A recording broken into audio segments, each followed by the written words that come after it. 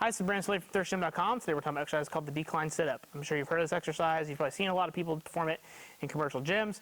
I just believe it gets botched a lot, and we're going to talk about ways you can improve this exercise and get the most out of it for your abs and your trunk training. So for our decline sit-up, we just use one of our utility benches, and we've got this sit-up attachment that we can throw in it.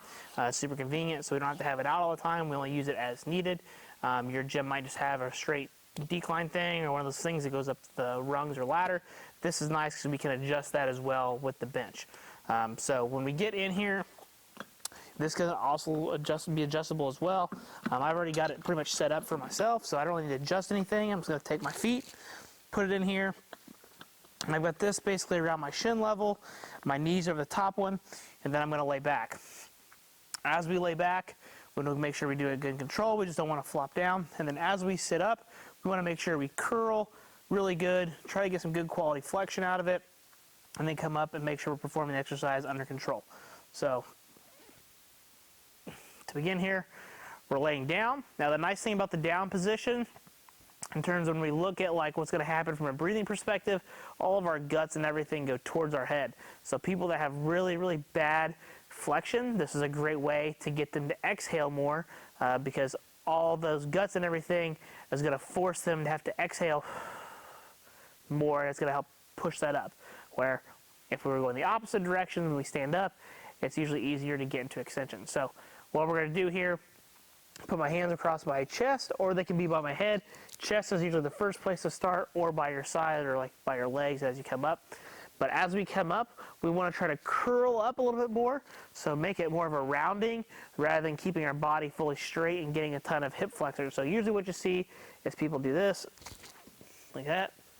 We want to actually curl a little bit as we come up, and then reverse curl it back down to try to get some more flexion out of the exercise, just like that.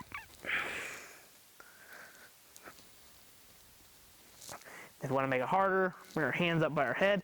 The only thing when you're up by your head is you want to make sure you're not going to like use your hands to like curl you up. You see people try to do this. Just leave them out to the side so you're not actually like using it to like crank on your neck. Just keep them out to the side a little bit. Good quality curl. And then back down, control as you do it. And you'll feel it more in your abs than you will in your hip flexors. And if you want to have your elbows straight instead of up the side, just don't put them behind your head, just put them up by your ears, elbows straight here, curl, and then back down. Just like that. So, as you can see, really it's not that complicated. I think people just overcomplicate it as a whole. This works great. I can feel that in my abs a lot. And the reason we want to promote the flexion, people say, oh, it's bad for your back. Yes, I would agree that for some people it can be. However, if you're overextended, powerlifters are like this all the time. If we're overextended and we're always training this extension lifestyle, we want to try to reverse that to try to prevent there from being back problems in the first place. I can attest to this. I wish I would have done more of this stuff earlier in my career. My back would probably feel better. So just doing this exercise by itself, it's also hard for me because I am in that extended position, and we want to try to be rounded just for this exercise. Not in our daily lives, but we want to try to reverse all the hard training that we're doing. If you're a powerlifter, this exercise works great.